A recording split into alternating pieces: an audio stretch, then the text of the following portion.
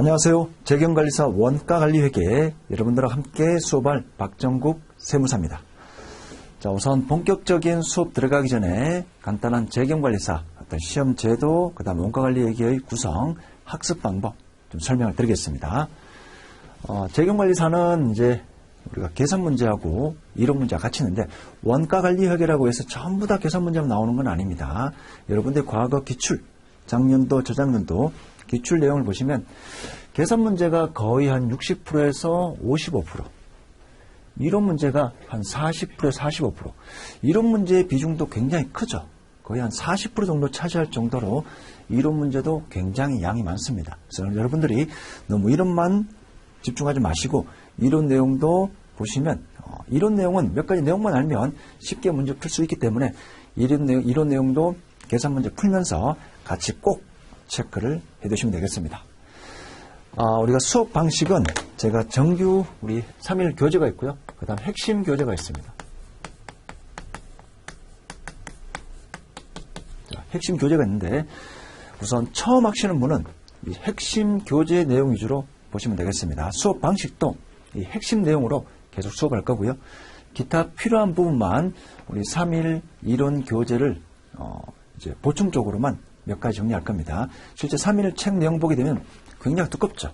그런데 우리 이페스 코리아에서 발간한 그 책을 보게 되면 200페이지 전후밖에 안 되기 때문에 굉장히 압축된 내용이고요. 그 압축된 내용을 제가 전부 다 상세하게 설명드릴 겁니다. 거기 보시면 중요한 예제, OX 문제, 연습 문제, 과거에 기출되었던 유형 문제로 전부 다 반영을 해놨습니다. 우리가 재경관리사는 문제 은행식입니다. 새로운 신유형이 계속 출제되는 건 아니고요.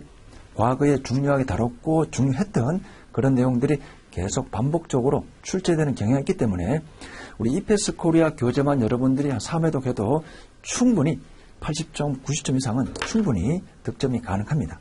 그래서 3일 정규 교재는 이제 너무나 두껍기 때문에 우리 이페스 코리아 교재로 수업을 진행하고요. 이것만 계속 반복적으로 해주세요. 그래서 기타 필요한 부분은 정규 교재를 같이 한번 좀 보겠고요. 여러분들 그리고 항상 학문을 공부하는 자세와 수험을 공부하는 자세는 완전히 틀립니다. 학문은 천천히 연구하는 겁니다. 생각하고요. 근데 시험은 가능한 빠른 시간 안에 합격하는 게 목표입니다. 최단 기간에 합격하고 학문 연구는 좀 시간 날 때 천천히 하는 게 좋습니다. 그래서 우리 이페스 코리아 교재가 이 수험에 최적화되게 여러분들하고 또 제공이 되기 때문에 같이 한번 잘 보시고요. 수업 방식은 우리 핵심 이페스 코리아 교재 위주로 하는데 일단 이론 내용 먼저 보겠습니다. 그 다음 중요한 예제 같이 풀이할 거고요. 그 다음에 이론 내용 마지막 정리하기 위해서 OX 문제, 각 단원마다 OX 문제가 있습니다. 그 다음 마지막으로 연습 문제, 과거에 출제되었고 출제 가능성이 있고 중요하게 다루는 정형화된 문제, 그 문제로 연습 문제를 최종 정리하겠습니다. 그리고 원가관리회계를 처음 접하시는 분들은 꼭 예습을 해두세요. 아무래도 우리가 재무회계나 세무회계랑 원가관리회계는 완전히 학문 자체, 논리 자체가 틀립니다. 완전히 다른 접근을 하고요. 그렇기 때문에 처음 접하시는 분들은 우리 이페스 코리아 교재로 간략하게 한 10분도 좋고요. 5분도 좋습니다. 동영상 수업하기 전에 어떤 내용들이 있고 어떤 용어들이 있는지 그런 부분만 좀 체크해 두시길 당부 말씀드리겠습니다. 자, 우선 우리 원가관리회계 전체 목차를 볼게요. 원가관리회계에서 우리가 어떤 내용을 배우는지 크게 원가관리회계는 두 파트가 있습니다. 원가 파트가 있고요. 관리 파트가 있습니다. 원가 파트는 제품 원가 계산하는 데 초점을 맞춥니다. 회사에서 생산한 제품이 이 계산기라면 이 계산기를 어떻게 계산할 건지, 이 계산기에 들어간 돈, 이걸 우리가 원가라고 표현합니다.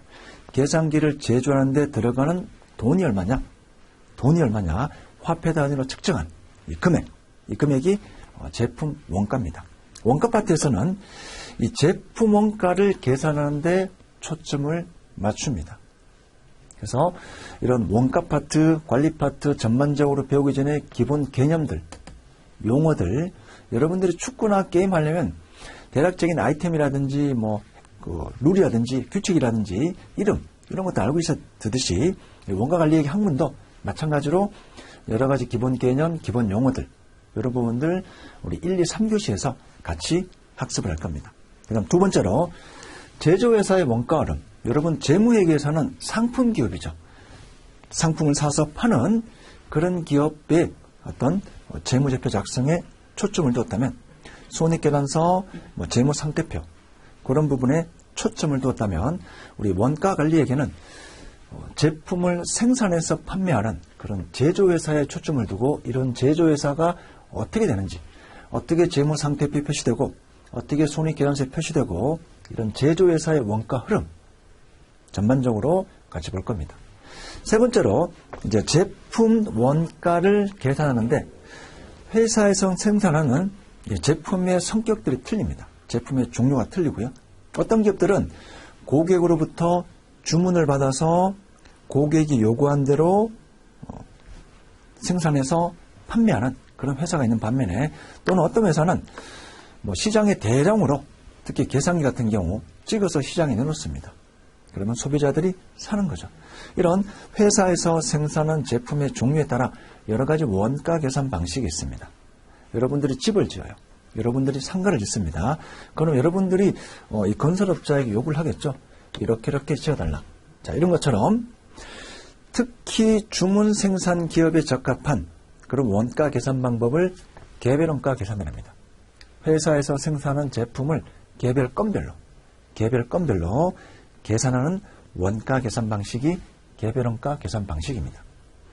자, 반대로 종합 원가 계산 방식은 회사에서 똑같은 제품을 대량으로 생산합니다. 이런 계산기 몇억 개 생산합니다. 그러면 회사에서 대량으로 생산한 이 제품의 원가는 전부 다 동일할 겁니다. 왜냐하면 똑같은 것을 이렇게 만들기 때문에 그래서 이런 제품의 원가는 이제 건별로 계산할 필요 없겠죠. 똑같기 때문에 그래서 이런 걸 우리가 종합원가 계산 방식 일종의 평균적인 방식으로 전체 계산기 이렇게 생산하는데 총 들어간 돈이 얼마다. 그럼 총 들어간 돈 나누기 회사에서 생산한 제품 개수. 그러면 개당 원가가 나오겠죠. 이렇게 전체 기준으로 개별 건별이 아닌 전체 기준으로 계산하는 방식이 종합원가 계산 방식입니다. 자, 그 다음 정사원가와 표준원가는 이제 원가를 측정하는 방식인데 회사에서 사전에 설정해 놓은 그런 지표가 있습니다. 그런 지표대로 원가를 계산하는 방식이 어떤 정사원가, 표준원가, 원가 측정에 따른 어떤 방식이 있고요. 자, 그 다음 변동원가, 초변동원가가 있습니다. 자, 지금 여러분들은 제목 정도 우리가 어떤 걸 배우는 건지 전체 흐름을 보니까 상세하게 모르셔도 관계없습니다. 제품 원가, 공장에서 제품을 생산하는데 여러 가지 원가들이 발생합니다. 어디까지 제품 원가에 포함을 시켜야 할 건에 따라서 전부 원가, 변동 원가, 초변동 원가 이런 방식들로 또 나눌 수가 있습니다. 그 다음 마지막으로 최신 원가 계산 방식인 활동기준 원가 계산 이런 방식들을 배우고요. 그래서 기본 개념부터 활동기준 원가 계산까지는 우리가 원가 파트라 부르고요. 제품 원가 계산하는데 초점이 있습니다. 회사에서 생산한 제품에 들어간 돈이 얼마냐? 계산기 만드는데 얼마 들어갔냐? 이 제품의 원가가 얼마냐? 이 제품 원가 계산하는데 초점이 있고요. 이 파트를 우리가 원가 파트라고 합니다. 자, 그 다음에 이제 관리 파트인데요. 이 관리 파트는 기업 내부의 경영자가 여러 가지 의사결정을 합니다. 여러 가지 의사결정할 때 이용하는 그런 어떤 회계정보 우리가 관리에게 파트라고 부르고 있습니다. CVP라는 내용이 있고요. 여러분들 이제 새로운 영화가 출시되면 손익분기점 관객수가 몇 명이다. 이런 내용 나오죠. CVP에서는 회사에서 원하는 목표이익을 얻기 위해서는 몇 개 판매를 해야 되는지 손익분기점은 이익이 제로가 되는 판매량입니다. 손익분기점 판매량은 몇 개인지 자 그런 어떤 목표이익을 얻기 위한 판매량, 손익분기점을 얻기 위한 판매량 그런 내용을 우리가 CVP라는 파트에서 배우게 될 거고요. 그 다음 여러 가지 성과평가가 있어요. 우리 회사에서 종업원들이 일을 하게 되면 보상을 받죠. 일을 잘하면 보너스를 받고요. 일을 못하면 퇴직할 수도 있고 강등될 수도 있고 여러 가지 어떤 임원이나 직원들에 대해서 성과평가를 하는데 우리가 책임회계라고 표현하게 됩니다. 성과평가하기 위해서 그런 성과평가 지표가 어떤 것들이 있는지 대부분은 이익이죠. 이익. 목표란 이익이 있을 것이고요. 그 목표란 이익보다 훨씬 더 회사가 이익을 많이 내면 종업원들에게 보너스, 보상을 할 겁니다. 자, 그런 우리 임원들이나 직원들에 대해서 보상, 평가하기 위해서 어떠한 지표들이 있는지 이익, 투자 수익률, 자녀입법 여러 가지 지표들이 있습니다. 그런 지표들을 학습을 하게 됩니다. 자, 그 다음 단기 의사결정이 있고 장기 의사결정이 있는데요. 단기 의사결정은 화폐의 시장가치를 고려하지 않을 정도로 짧은 기간, 예를 들어 특정 회사에서 이 계산기를 개당 4만 원에 지불할 테니까 우리 회사에 1000개 넣어달라, 이런 주문이 왔습니다. 개당 4만 원에 1000개 주문이 왔을 때 우리가 그 제의를 수락할지 말아야 될지, 비싸게 제시하면 당연히 받아들여야 되는데 너무 싸게 제시할 수도 있겠죠. 자, 그렇게 특정 회사에서 이런 주문 요청이 왔을 때 우리 회사가 거절해야 되는지 수락해야 되는지, 또는 부품을 지금 자가 제조하고 있는데 자가 제조하는 것을 포기하고 외부에서 부품을 사와서 제조를 해야 되는지, 여러 가지 기업에서 단기 의사결정 있고요. 거절해야 되는지 채택해야 되는지, 그런 내용을 단기 의사결정에서 배웁니다. 장기 의사결정은 주로 어떤 고정자산 투자, 공장을 짓거나 대규모 기계장치를 사거나 이런 주로 어떤 투자 기간이 장기간 소요되는 그런 의사결정을 장기 의사결정이고요. 장기 의사결정을 어떻게 해야 되는지 그런 내용을 이 파트에서 배우게 될 겁니다. 그 다음 우리 회사가 판매하는, 우리 회사가 제조하는 이 제품의 판매 가격을 얼마로 해야 될지 그런 제품 가격 결정. 그 다음 대체 가격 결정이라는 것은 이제 우리 삼성전자 같은 경우에는 큰 회사는 사업부가 여러 개 있습니다. 사업부가 여러 개 있는데, 예를 들어 삼성전자는 무선 사업부도 있고요. 반도체 사업부도 있습니다. 무선 사업부가 우리 휴대폰 제조하는 데고요. 반도체 사업부가 반도체를 제조하는 사업부입니다.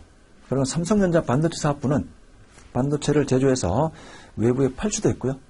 무선 사업부, 다른 사업부에 공급할 수도 있죠.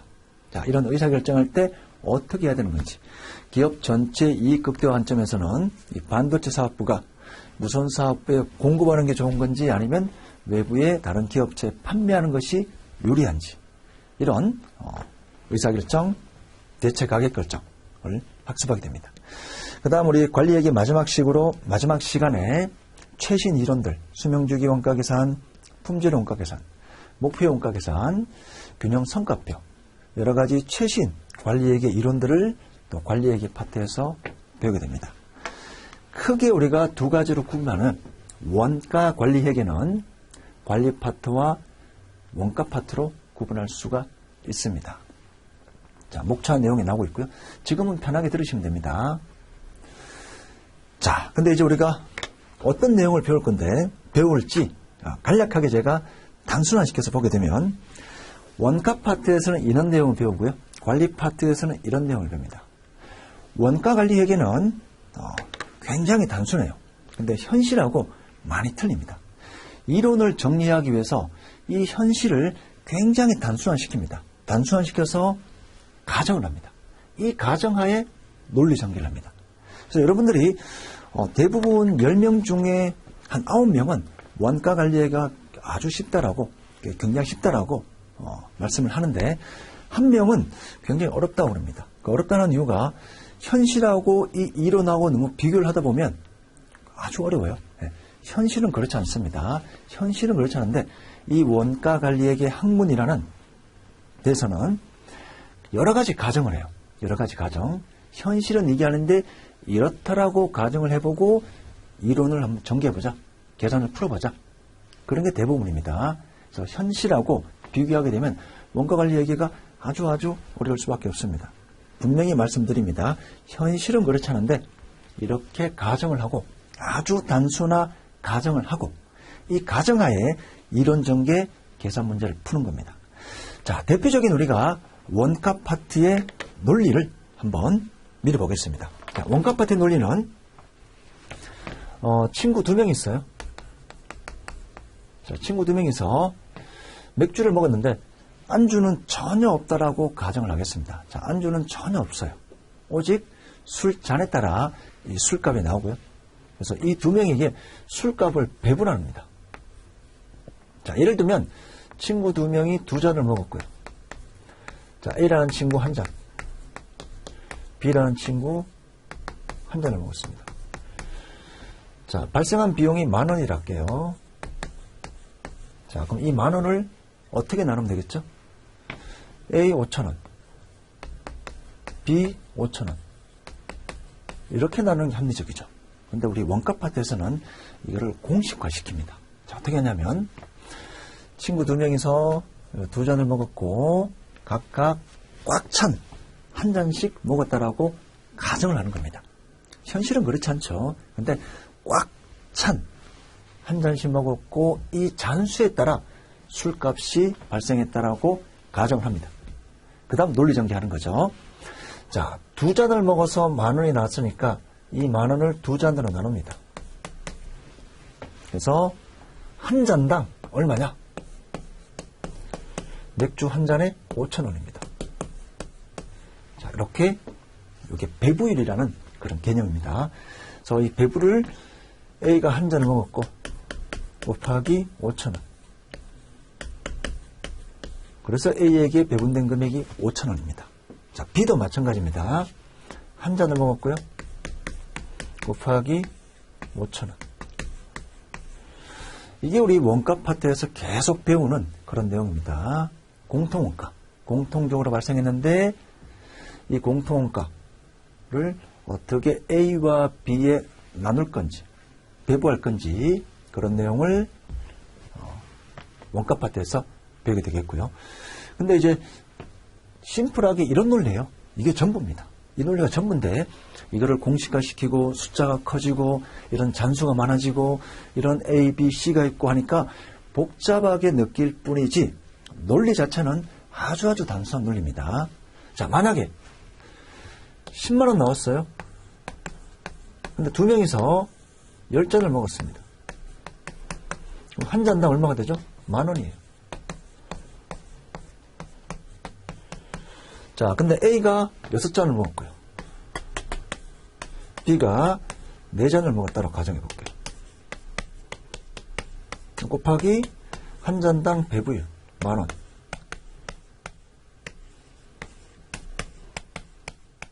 자, 이렇게 해서 A에게 60,000원이 배부되고요. B에게 40,000원이 배부가 됩니다. 이게 전부입니다.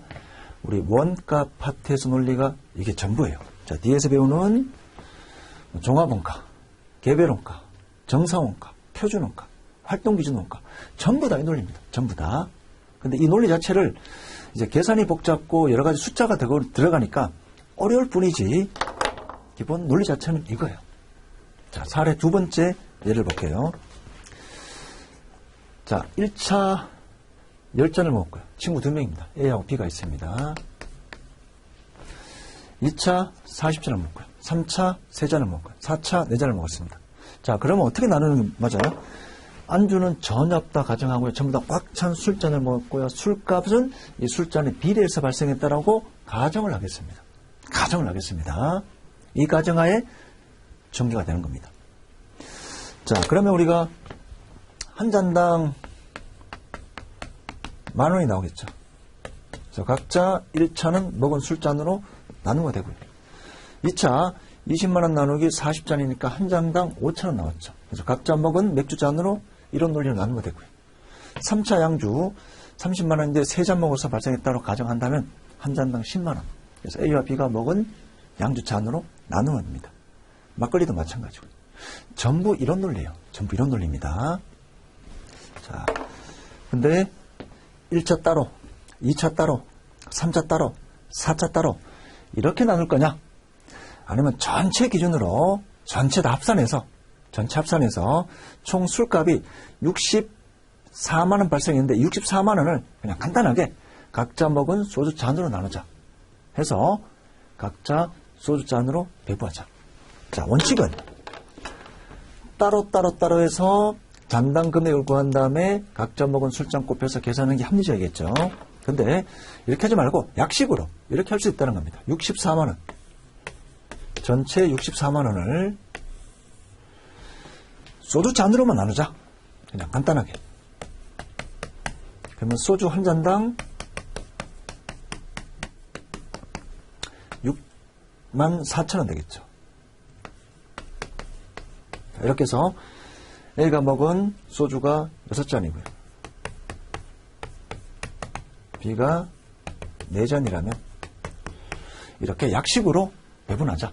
이런 방식도 있습니다. 자, 이런 논리 보시고요. 자, 두 번째 관리 파트는 강원도 평창과 경기도 용인을 갑니다. 어디 갈까? 근데 우리 현실에서는 여러 가지 비용도 고려하고 여러 가지 여기서 주위에 뭐가 있는지, 무엇을 먹을 건지, 비용은 얼마가 드는지 여러 가지 요소를 고려합니다. 근데 우리 관리계 파트는 다른 거 다 무시하고 가정하는데 집이 서울입니다. 서울에서 가까운 거리로 선택하자. 그럼 어디 선택하겠죠? 당연히 용인이죠. 자, 이렇게 관리 파트는 현실에 수많은 가정이 있음에도 불구하고 다 무시하고 이것만 고려했을 때 너 여기 갈 거냐, 여기 갈 거냐, 이 대안 선택할 거냐, 이 대안 선택할 거냐, 이런 논리를 우리 관리회계에서 배우게 됩니다. 이런 관리회계에서 의사결정할 때 이런 논리를 적용하게 되는 겁니다. 자, 그다음 원가의 기본 개념 보겠습니다. 여러분들 절대 어려워할 필요 없습니다. 논리가 이게 전부예요.